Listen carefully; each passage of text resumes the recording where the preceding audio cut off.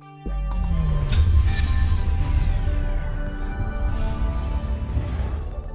the previous video, we started the download process of GNS3. We started the opening of the application for the very first time, and we went through the initial steps of the setup wizard, where all of the different applications like GNS3, Dynamips, Wireshark were all downloaded and installed into our laptop. So now we're going to continue that process and see what the next steps are, because we're not quite ready yet to create our virtual topologies. So, next thing is we're going to hit the Finish button. And what you're not seeing is that there's a screen on my laptop, basically just a web browser that will come up from GNS3 saying, "Thank you for downloading our software." And then this box will come up. So now at this point, we have a choice to make.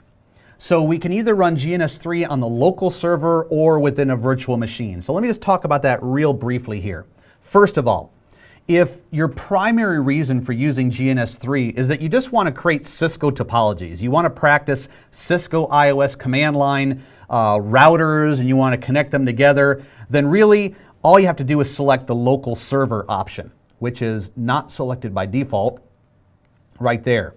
And what local server simply means is that it means that GNS3 will be running on your laptop just like a normal program, just like Microsoft Outlook or Google Chrome or anything else you've got running. It'll just run directly on there. And quite frankly, if you're just doing basic Cisco topologies, that's probably the preferred way to go. Now, if you're a more advanced user, then you probably want to select the local GNS3 virtual machine. Now, this will also require that you've already downloaded and installed either VirtualBox or some flavor of VMware. Because the virtual machine will use VirtualBox or VMware as sort of like the engine that's running everything. Now, like I said, if you're just running simple Cisco topologies with routers and switches, you don't really need to go the extra distance of doing the virtual machine. There's a lot of extra steps involved with that. But if you're more an intermediate or advanced user and you want to start doing things like, okay, I want to pair up my virtual topology with a Cisco ASA, some kind of a firewall, or maybe I want to use IOU or L2 IOU, and I want to pair that up with my virtual topology.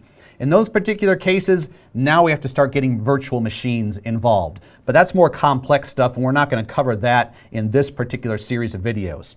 So to keep things simple, I'm just going to install it as a local server directly on my laptop. No virtual machines necessary. And now we get to the point where we get to choose what iOS image we want to import into GNS3. So we select Finish. And now we have a box that comes up that says, okay, now it's probably going to look like this for you if you've done this the very first time.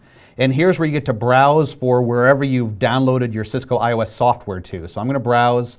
In my particular case, I've got my iOS images located in an external hard drive called Cisco iOS. And there they are. Now let me show you something that's kind of interesting. In previous videos, I talked about that GNS3 only supports certain software images. It doesn't support every single router out there that Cisco does.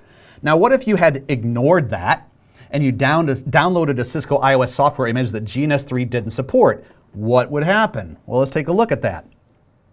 I already know in advance that the 3845 at present is not supported by GNS3. So I'm going to go ahead and select that intentionally. I'm going to click Open. Okay, and then it says, all right, so basically it wants to move that iOS into a working directory that GNS3 can access more quickly. So I'll say yes. No error messages yet. Click Next.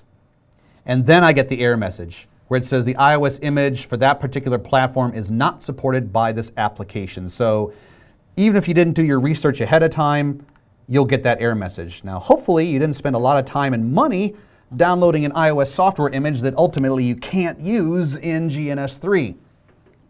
Now, in my particular case, I'm going to use a 3745 image, which I've already downloaded and got here. Now, before I leave the screen, notice there's a little box here that says this is an Ether switch router.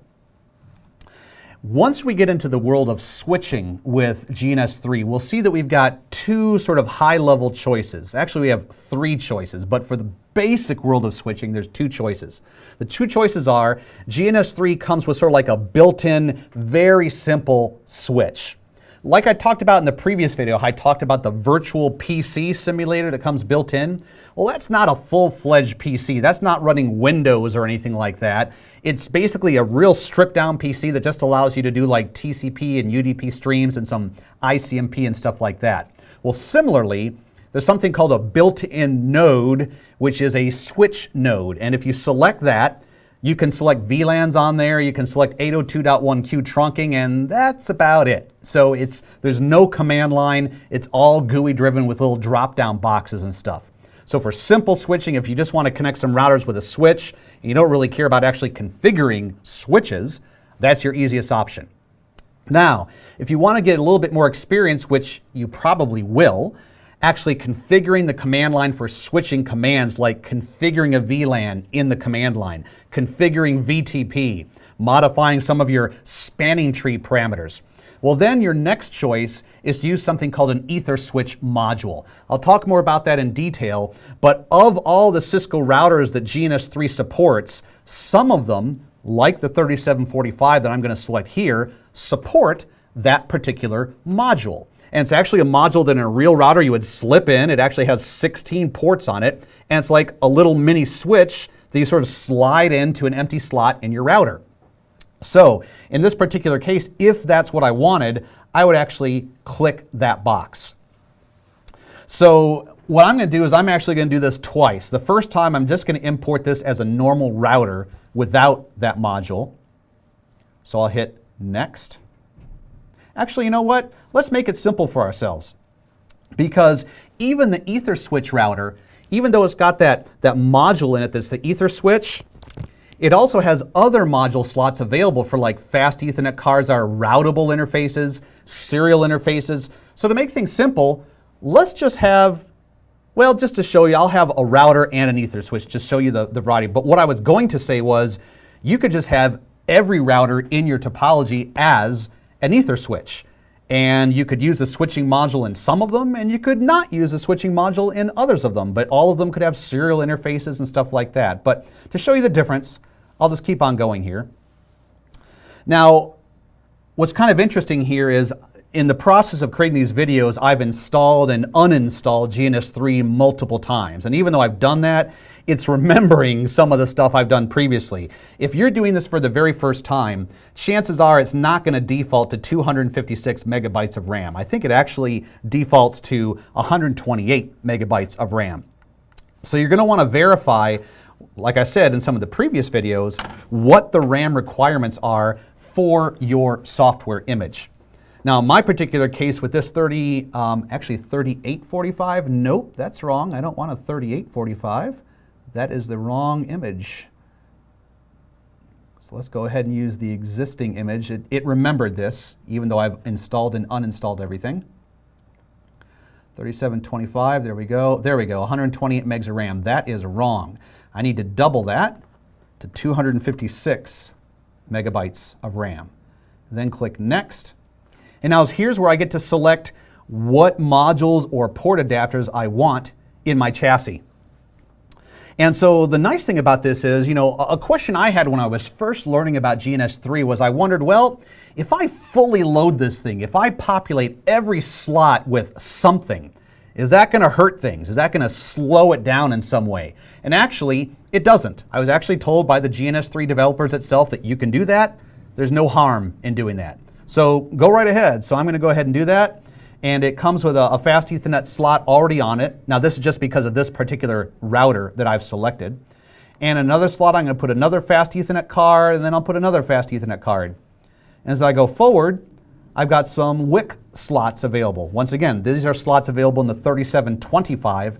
Depending on the software that you are using, you might not have all of these available to you. Or you might have more, just depending on what software.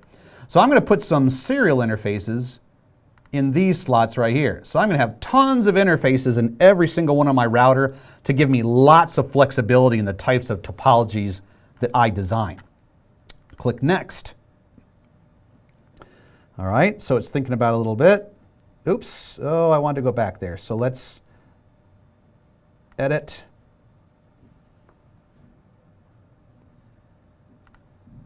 Okay, well the thing that it skipped past was the idle PC. So I want to show that to you.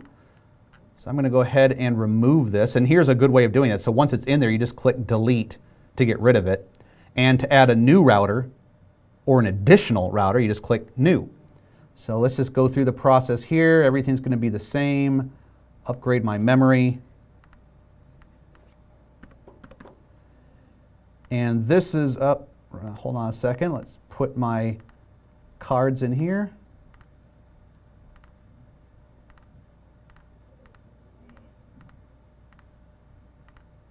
All right, the idle PC. This definitely bears a little bit of discussion. Not going to go into the gory details of how this works at the low-level mechanics of everything, but here's what I'll say about this. Cisco iOS is massively large. If you were actually to take a look at all the lines of code in a particular iOS software image, there would be thousands of lines of code.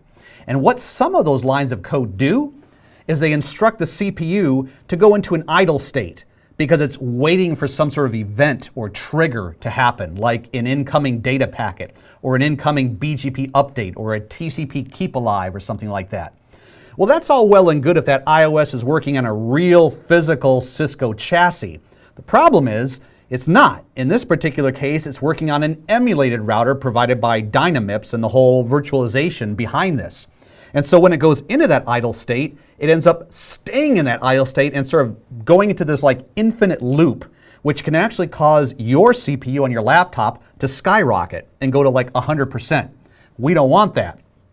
So what this does is, by clicking this button, it's going to sort of go through the code in the background and look for those particular points in the code where that would normally happen, where it would go into this idle state. And instead of telling the CPU to go into this idle infinite loop, instead, it's simply going to instruct that virtual router to go to sleep. It tells it to go to sleep for a few microseconds or a few milliseconds, and then it wakes up again and continues on to the next task it was going to do. So it prevents your CPU from going to that skyrocketing 100%. So we're going to click on the idle PC finder, and so you'll get a dialog box, or actually a box that looks like this. Computing idle PC values, and we just have to wait patiently. It doesn't take very long. It's typically less than a minute, and then it will come up with some value by itself. Now, there are ways to manually determine an idle PC value for the particular software that you are using, but you shouldn't have to do that. This tool should work for you because the manual process is rather complex. There we go, and it found an idle PC value for us. And remember, this number is unique to this particular software image. Even if I had another software image for this exact same router, but it was a different version or a different feature set, it would compute a different idle PC value. So that's why you really don't want to do it manually if you can avoid it. So now we can hit finish, and now that router is available to us. So now we can use that in our virtual topology. Now what I'm going to do is I'm going to add one more because I also want to basically turn this router into a switch by selecting the Ether switch box. And now when I do that, let's go ahead and change the RAM. Now you can see it automatically populates one of those slots with this 16-port Ether switch module. And if you want to, you could just leave it that way. If the only thing you plan on using this router for is a 16-port Ethernet switch, you could leave it that way. Or if you want to give yourself more flexibility, which is what I like to do, let's just go ahead and populate those other slots with some other stuff. So we've got, full flexibility, a lot of choices here in how we use this thing. Once again, we're going to select an idle PC. Now what's happening here, I can't show it to you because it's actually happening on a different monitor, but that same box that said please wait computing a value, it's actually flashing right now, flashing on and off and on and off. And the first time I saw that, it kind of freaked me out, thinking, oh my gosh, it's going to crash or something. But actually, if you just sit back and wait, let it keep flashing at you, eventually it will compute an idle PC value that's suitable. So within a few seconds here, I should get one. There we go. It did find one. Finish. And now I have some routers available to me. So at this point, my setup process is done. So now I'm just going to click OK. And now it's going to say, okay, what do you want the name of your first project to be? You probably don't want to leave it as untitled, so give it some name. You can name it whatever you want. You could be test, or you could say OSPF project. I'm just going to say CCNA EIGRP 1. That's just what I'm going to call mine, and hit OK. And now this is your main GNS3 window. So in the next set of videos, I'm going to start talking about how do we use this window and what are the various icons and what are the various menus that are on here. But for now, we're done with the setup process. We're done with importing our software images. Also, one thing I'll show you is that you can go back to those routers at any point in time. You can just hit Edit, Preferences, and you're right back here to the screen. So just go ahead under Dynamips, click on iOS routers. There's your routers again, and you can go into Edit, and you can change a lot of the things about these routers. For example, the slots. I could go back now and change them to use different modules. Now, you don't want to do this while the router is active. What we're going to see here in the subsequent videos, it's going to be a process of dragging a router into the main screen. But once you do that, it's like the router is shut down. It's not active. And then we're going to click a button to start up the router, which is sort of like powering it on. Once a router is powered on, you don't want to go in here and try to change the modules. I haven't tried doing that, but it would probably be a bad thing. Your laptop would probably blow up in your face. Well, maybe not that, but it certainly might crash the system or have other unintended effects. So if you're going to change like what's in your module slots or change the amount of memory allocated to your router or something like that, you want to make sure that all your routers are shut down and they're not working to do that. So that completes this section of the video on the setup process. In the next set of videos, we're going to go into how to actually use this to build our virtual topologies.